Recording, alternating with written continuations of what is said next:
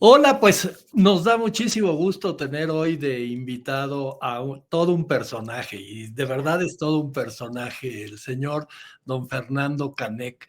Eh, Podría yo decir muchas cosas, pero prefiero que él nos vaya diciendo en el transcurso de esta entrevista todo lo que es y hace, porque es y hace un montón de cosas. Bienvenido, Fernando, ¿cómo estás? Juan José, qué gusto siempre estar en los espacios en los que pues tienes diferentes incursiones. Este es nuevo y te agradezco muchísimo que me estés invitando a ser parte de los pioneros de estas entrevistas, que espero que sean muchas y que duren mucho tiempo. Pues la verdad es que un poco la idea de esto es el dar a conocer al público, pues la gente que es famosa, la gente que hace que el cine, el teatro, la televisión funcionen, y tú cabes perfecto ahí. Bueno, ¿qué te diré? Hay que diversificarse para sobrevivir en esta carrera. Entonces, eso es precisamente por lo que soy tan intrusivo en el medio, Muy porque bien. para sobrevivir estoy en todos lados. Oye, mi primera pregunta es muy burda y muy boba, pero ¿cómo te iniciaste en la actuación? ¿Qué te llevó a convertirte? Creo que yo ya sé cuál es la respuesta, pero ¿qué te llevó a convertirte en un artista multifacético? Pues nacer en una familia de actores no me dio otra opción, ¿no? Mi mamá, pues toda la vida me hizo estar rodeado de sus amistades, de sus proyectos. Con mi papá me incorporé mucho después a su vida laboral, ¿no? Cuando estaba grabando las novelas. Entonces tuve el espectro desde programas y obras de teatro de comedia hasta telenovelas, películas y cosas más serias con mi papá, porque mi mamá se dedicó siempre a la comedia. Entonces, eso fue me abrió horizontes, ¿no? Yo desde pequeño sabía que quería hacer reír. Cuando la veía a ella subirse a hacer un escenario y hacer que el público tocara carcajadas, para mí era fundamental, era algo que me motivaba de pulsión de vida, ¿no? Querer subirme al escenario también a lograr lo mismo. Y desde muy pequeñito mi mamá contaba una anécdota que cuando estaba en el show de Cándido Pérez, eh, de repente me dejaba encargado con las bailarinas mientras ella salía a hacer su rutina.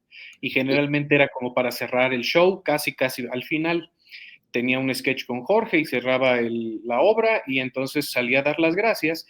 Y un día que sale a buscarme, las bailarinas no saben dónde estoy, se ponen a buscarme como locos por todo el espacio y de repente Jorge me ve Ortiz de Pinedo me ve frente al telón y dice, ahí está, y voltean a ver al bebé, tenía yo 2, 3 años de edad, bailando frente al telón con la música de despedida del show de Cándido Pérez, y a mi mamá le gustaba aderezar diciendo que algunas personas regresaron a ver al bebé rebotar al son de la música, ¿no?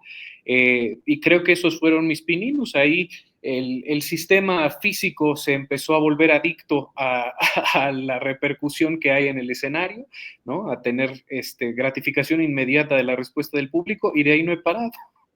Wow, pues poquitos años, ¿no? Poquitos años, sí, 36, hay gente que tiene mucha más trayectoria que yo, pero pues sí, son de Pocos esos pueden decir, 36 años, 20 profesionales. pocos pueden decir que toda su vida han estado en esto, ¿no? Sí, bueno, hay muchos actores niños que yo admiro muchísimo que han logrado trascender la terrible maldición de quedarse niños para siempre o los múltiples vicios y han hecho carrera de esto. Entonces, esos tienen mi admiración gigantesca porque subsistir en este medio, sí, para los que empiezan como adultos es difícil, para los que empiezan como niños es el doble de difícil. Sin duda. Oye, cuéntanos, ¿qué estás trabajando en este momento? ¿Qué puedes compartir con nosotros? Pues mire, todo este año lo dediqué a hacer televisión.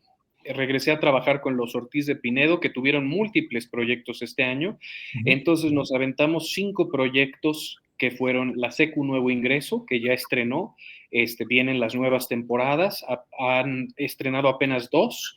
Escribimos 120 capítulos, entonces cada temporada es de 20 capítulos.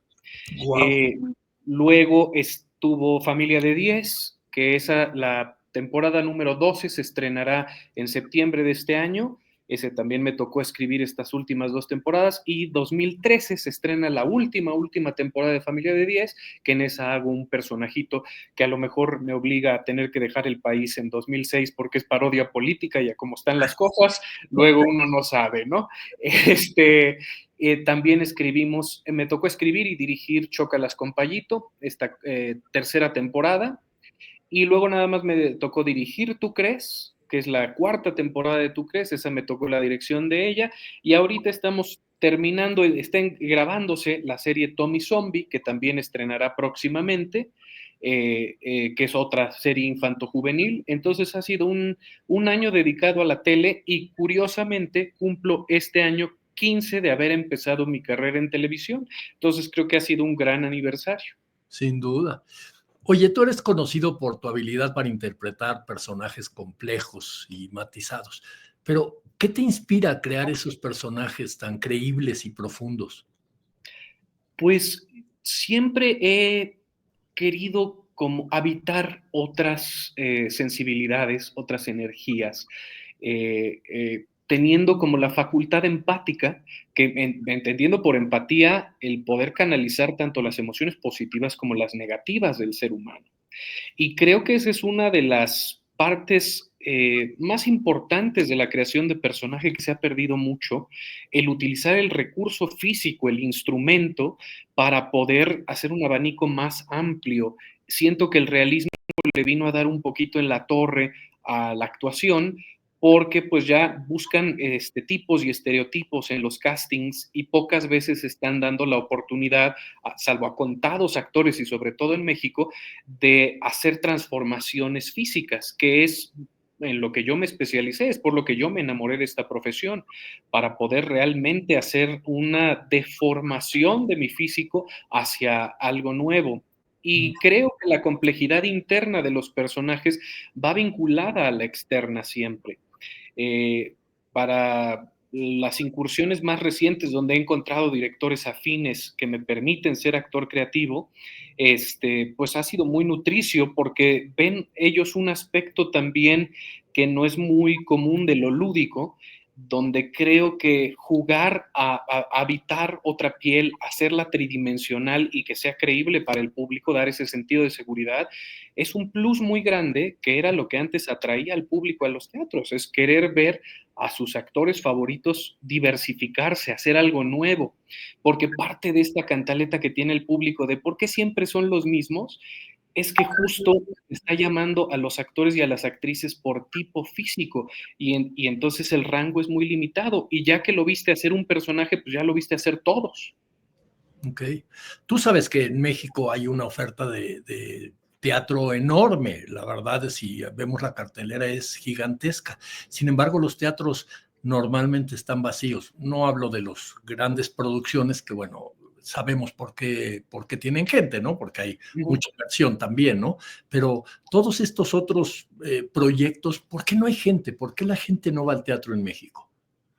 Pues siempre, ahorita habiendo interactuado con Susana Alexander durante un periodo largo, ella me narraba que el teatro siempre ha estado en crisis, el teatro mexicano siempre ha tenido el problema de afluencia.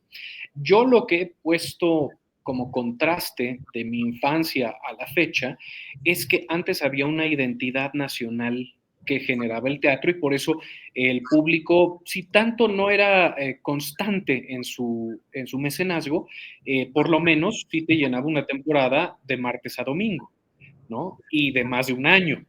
Ahorita tenemos que estar batallando por sobrevivir 4 semanas en cartelera, y si bien nos va, con 6 funciones, porque ya nada más es, pues sí, 4 semanas, una función a la semana, ya para qué invierte más uno ensayando que en dando las funciones luego, ¿no? Y creo que mucho de eso ha pasado por este pleito ridículo de nomenclaturas y de escuelas de actuación que han hecho demasiado elitista y pretenciosa la profesión para quienes se dedican al teatro, que es el semillero, pero además es lo que mejor arraigo genera en el público, porque si alguien está dispuesto a pagar un boleto para irte a ver en vivo, te va a ver después en la pantalla, ¿no? Seguro. Entonces, creo que se ha perdido esa tradición, se ha perdido la noción de que el actor se hace en el teatro, y sobre todo que el actor no debe ser restringido a un estilo o escuela específica.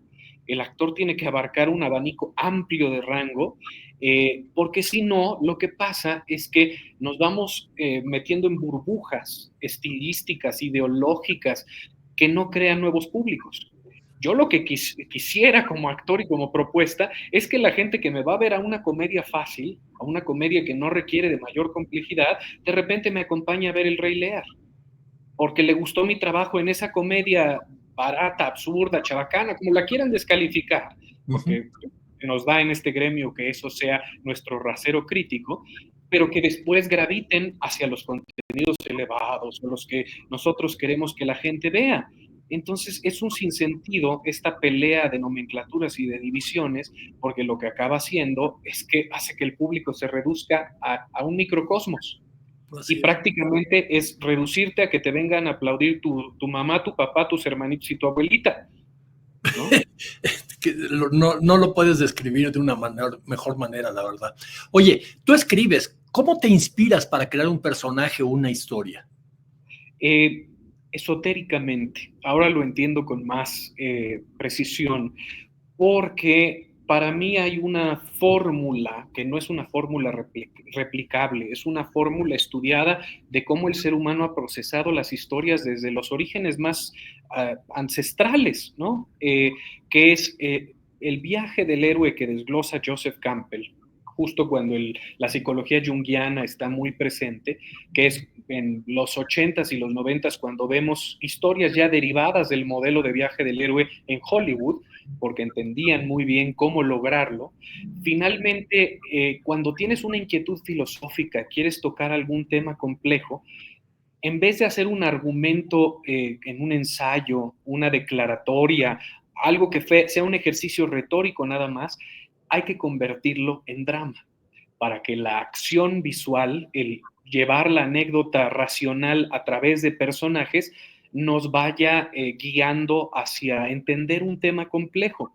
Entonces, cuando tengo alguna inquietud y puedo escribir para mí, no escribo para otros que tienen una tarea muy específica, siempre busco que el tema que me esté llamando la atención sea lo que impere y me ayude así a crear a los personajes.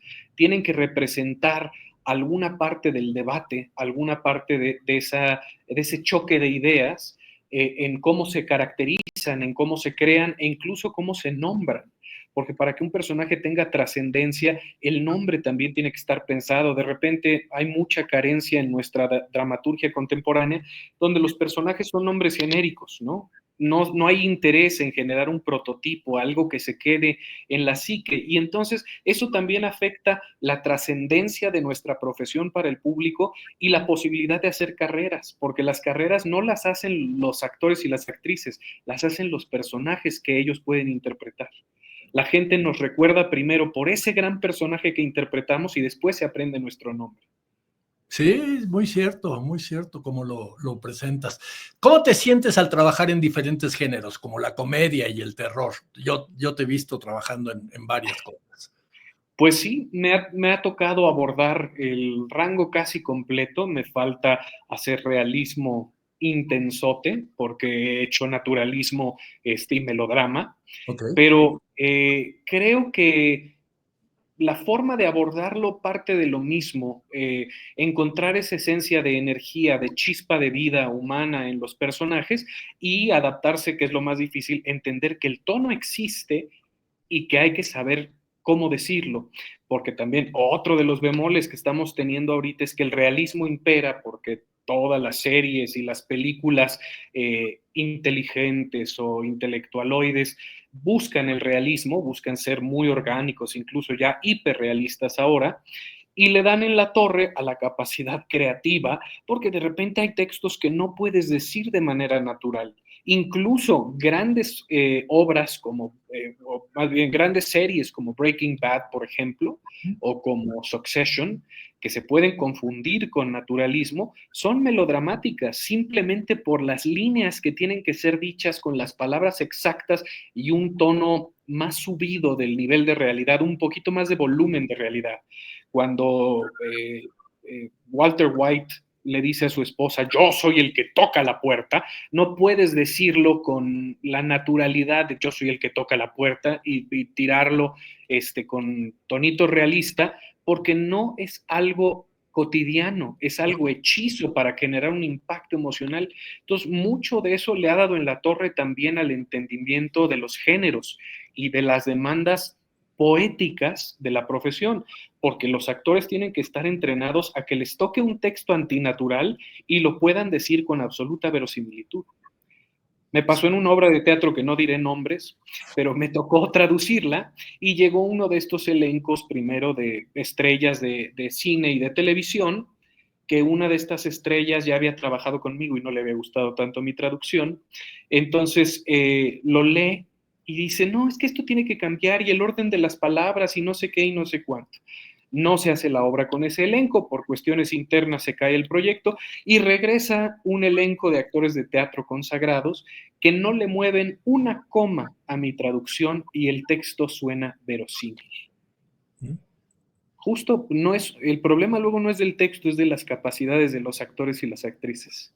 Bueno, es que yo que también me subo en un escenario de vez en cuando lees un texto, a veces no, lo tienes que repetir varias veces para poder saber qué es lo que estás diciendo o qué es lo que quería el autor decir, ¿no? Claro, hay textos muy complejos, hay textos donde uno le tiene que poner todo el subtexto emocional, pero si está la guía en el, o sea, hacer Mamet, por ejemplo, Mamet tiene una parte literal, que es lo que percibimos en la primera lectura. Pero si va uno a hacer bien cualquier texto de David Mamet, tiene que relatar todo el conflicto interno que está sucediendo cuando está diciendo esa línea. Y esa línea tiene matices que no son los que parece que literalmente tiene. Entonces... Y a lo mejor esa línea tiene que ver con 20 páginas atrás. Exactamente, puede ser que ya nos evidenció que el personaje tiene un problema recurrente de algo que no trabajó bien en su juventud y la situación que está enfrentando en este momento hace que aflore. Y entonces mientras le está dando la bienvenida a un nuevo personaje, está recordando todo ese trauma y el subtexto en esa línea es que el antagonismo de tantos años se lo va a depositar a este otro personaje. Seguro. Por poner un ejemplo burdo. Sí, sí. Y si no hay el análisis frío, el estudio detrás de eso o incluso la intuición educada de un actor o actriz, pues no se le puede potenciar. De repente, por eso, buenos textos quedan mal puestos porque no se entiende toda la complejidad que exigen. O sin ir más lejos, un texto de humor chabacano, de chiste fácil en el diálogo, tiene que ser dicho con el entendimiento de la musicalidad, que no solo va a producir una risita, va a lograr la carcajada que se necesita para que ese chiste funcione repetición tras repetición de cada función que se da, ¿no? Entonces... Tú bien sabes que ahora en televisión, por ejemplo, las series se graban a una velocidad impresionante, a lo mejor un capítulo cada 2 días, ¿no? Sí, Que pues, me parece una locura. Y sobre todo cuando están seriadas. ¿Qué pasa cuando llega un actor invitado a hacer un papel, no el principal, pequeño, pero que no tiene toda la historia tampoco de la serie? A mí me parece que necesitan esos actores más información sobre lo que van a hacer, ¿no? sí, depende mucho también de la necesidad que haya de su personaje.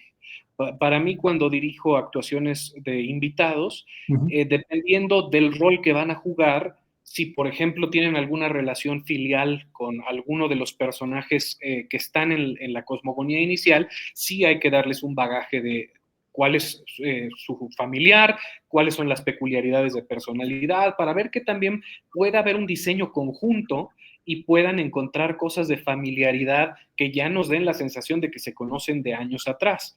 Cuando es un personaje circunstancial, es el doctor que da un diagnóstico, llega el abogado, llega todo, con que se sepa cuál es la dinámica de la escena, si es una escena donde tiene que revelar una verdad terrible, dar una noticia infausta, o si es comedia, venir a fregar a alguno de los personajes, bueno, jugar la situación es lo que funciona, no hay necesidad tanto del antecedente. claro. ¿no? Pero sí, dependiendo del sapo literario es la pedrada. Sí. Oye, ¿qué te gusta de trabajar en teatro, televisión y cine? Dime uno cada uno.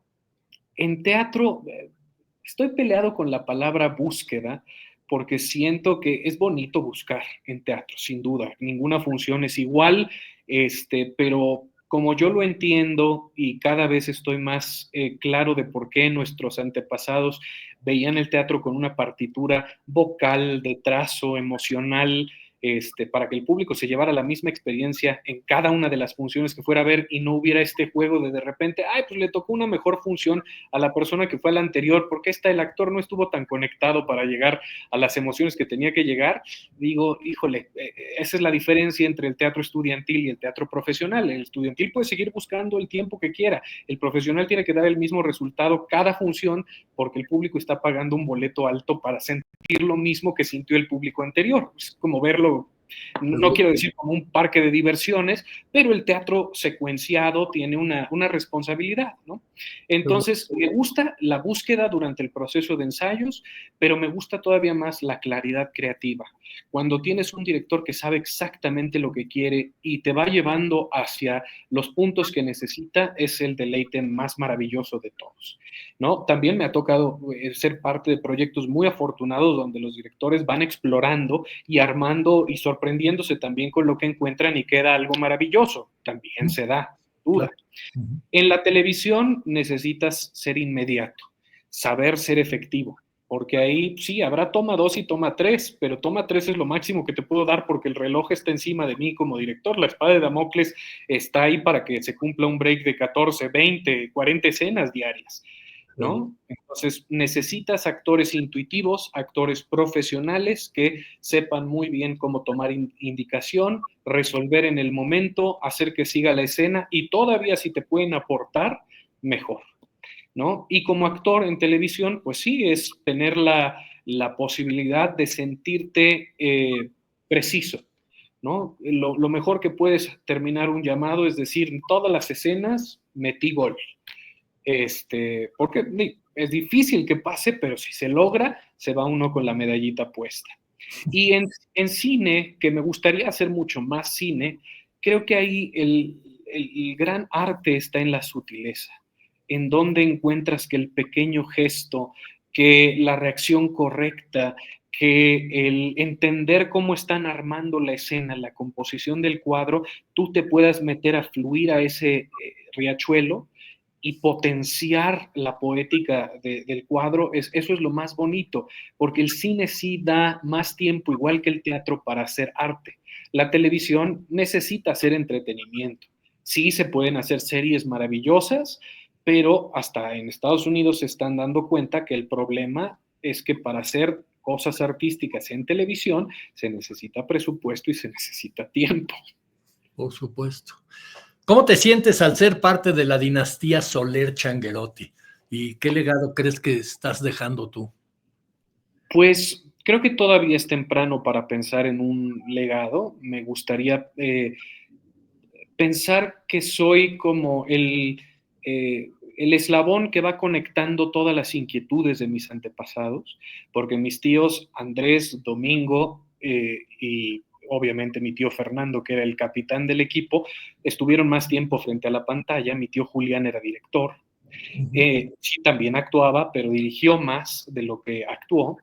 Y entonces creo que mi padre canalizó esa parte, también incursionando como escritor, como actor, obviamente, y como director ocasionalmente, pero fue empezando a ser todólogo, ¿no? Y entonces a mí me dio la oportunidad de decir, bueno, si él ya forjó ese camino, yo también lo puedo intentar y afortunadamente los intentos han tenido éxito.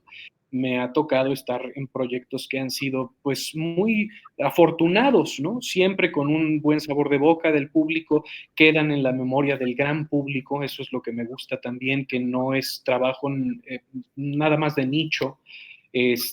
Y pues si en algún momento llego a tener la posibilidad de interpretar un personaje de estos icónicos, creo que ahí lo que se ha trabajado en mi propia carrera quedará reivindicado y estructurado, ¿no? Ya para poder hablar de un legado.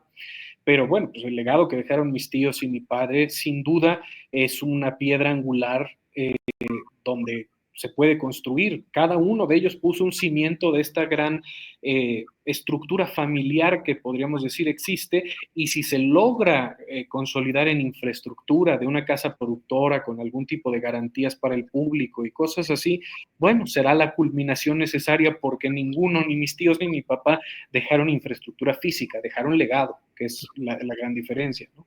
Claro. Oye, todos estamos hablando ahora de la inteligencia artificial. ¿Qué opinas? Pues es inevitable, es continuar en esta extraña democratización de las artes. Y digo extraña democratización porque lo que nos está mostrando es que aun cuando abrimos las opciones para que todo mundo incursione haciendo cosas, las valiosas siguen siendo muy reducidas, ¿no? O sea, seguimos haciendo, todo el mundo está produciendo series, literalmente todo el mundo, y las que todos vemos o nos generan interés se pueden contar con los dedos de la mano, ¿no? Cada año hay pocas que se logran. Entonces, no hay que tenerle miedo a la inteligencia artificial. Lo que va a ser terrible es que va a empezar a cortar opciones laborales para muchas personas que dependían de actividades más mundanas, ¿no? Pequeños comerciales, pequeñas voces en off, pequeños bocadillitos profesionales que hay por ahí, de donde uno saca una lanita para salir al mes. Sí, Eso seguro. es lo primero que va a sufrir, porque las marcas pues van a empezar a decir, de pagarle miles de pesos a un actor o una actriz a poderle pagar a una membresía, una inteligencia artificial, mejor voy a recurrir a ello. Y desgraciadamente yo creo que de manera legislativa no se va a poder poner un freno, porque, ok, le puedo poner un freno a Pepsi, pero a don Teófilo, que abrió sus taquitos y quiere promocionarlos en redes sociales y no puede pagar actor o actriz, ¿con qué derecho lo voy a limitar? Si Seguro. por primera vez puede acceder a hacerse un comercial, ¿no? Sí, sí, sí, sí, sí, sí, sí, sin duda. ¿Qué consejo le darías a alguien que quiere hacer una carrera en esta industria del entretenimiento? Primero, que no romantice la profesión en sí, que romantice el arte, pero la profesión y el arte no necesariamente son la misma cosa. Uno se tiene que preparar como artista, pero eso no le va a conseguir trabajo. Uno tiene que tener inquietudes y tiene que tener discurso y tiene que tener voz, pero eso no debe ser una muleta o un impedimento. No debe dejarse uno cerrar las puertas por ello. Y lo más importante es saber que está eligiendo una carrera donde tiene que sobrevivir. Va a tener que hacer cosas que son por la chamba, y va a tener que entonces, si tiene estas inquietudes artísticas, compensar haciendo arte. Una cosa no está peleada con la otra, no se trastocan valores donde uno dice, ya me manché y no puedo ser el actor o la actriz que yo quería ser porque ya hice un comercial de Sabritas o ya me fui a este reality show. No, simplemente da el contraste y demuéstrale al público que puedes hacer el reality show y puedes hacer la película más profunda que te puedas imaginar. Eso es lo que quiere ver el público, quiere ver a alguien con capacidades, alguien que sea extraordinario, porque si seguimos por este camino de gente preparándose para ser ordinaria, pues entonces no hay diferencia entre los que no estudian y los que sí estudian, Sí, ¿no? sí, sí, estoy totalmente de acuerdo. ¿Qué te gustaría agregar? Pues creo que lo más también relevante de reflexionar es que ahorita vivimos en un siglo de muchas carencias creativas porque se confunde el arte con la propaganda. Mucha gente con inquietudes filosóficas, activismos políticos, empieza a hacer proyectos que son igualmente banales como los que odian hacer, porque los hacen con discurso para no irse a lo superficial, y acaban siendo igual de superficiales. México, a mi criterio, necesita un renacer creativo para que volvamos a contar historias que queden en la psique, que sorprendan a sus autores, que sorprendan a sus creativos y que por ende sorprendan a su público y que nos dejen marcados por generaciones. Es muy triste pensar que estos últimos 20 años han perdido la magia de los 20 años antes, ¿no? De personajes icónicos en teatro, en cine, en televisión, e incluso de toda la época dorada de la televisión, del cine y del teatro mexicano, como que se han encumbrado en roles ejecutivos y en roles de producción e incluso en roles creativos, personas que no tienen este interés de que las historias los hagan trascender, ¿no? De que duren más allá de lo inmediato. Y esa crisis solo se va a poder acabar con presión de dos lados, que el público exija que acabe y que los creativos exijamos que quienes nos contratan o que quienes aceptan nuestros proyectos los acepten bajo los términos necesarios de la literatura, no de los intereses propagandísticos, sino de los intereses comerciales. ¿Cómo manejas la crítica, Fer? Siempre trato de encontrar puntos en comunión con la crítica. Yo soy muy autocrítico, soy crítico del exterior de una manera abrasiva y por ende reflejo la crítica de la misma manera hacia mí. Entonces, muchas veces cuando escucho la crítica de alguien y coincido, la aplico inmediatamente sin chistar, no me pesa, al contrario, digo, qué bueno que hubo otra perspectiva que llegara a la misma conclusión que yo. Cuando de repente veo que la esencia de la crítica o no se explica bien o tiene mala leche, la pongo en tela de juicio y trato de desmenuzar dónde están los valores reales de lo que uno debe absorber y qué es lo que uno debe descartar. Porque luego hay gente que hace críticas sin malicia, pero que son muy devastadoras. Y ahí, bueno, pues hay que entender que la persona a lo mejor no entiende la responsabilidad de aventarse un comentario que puede ser hiriente.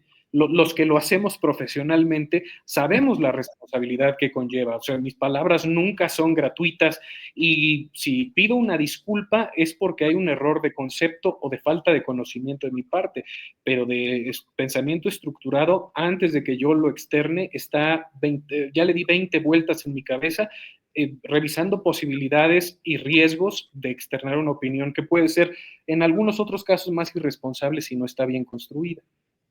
Después de las vacaciones que ya tienes bien merecidas, ¿qué proyectos vienen? Quiero empezar a producir teatro, para mí.